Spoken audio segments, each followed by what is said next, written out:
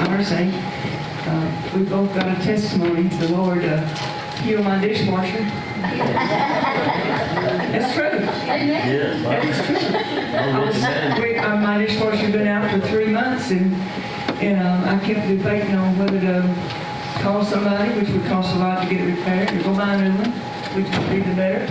I stand in the kitchen and my back was right to it, and I heard the Lord say, "Didn't I say I will rebuke the devourer for your sake?" And I said, "Yes, sir. You did. That's exactly what you said." God is my witness. I turned around and my dishwasher had come on and never has stopped since. That's the truth. Well, he decided he would work on his truck, so he began to speak to his truck, and the Lord fixed his truck. So God's wanting to do things. I will brag on it. Absolutely.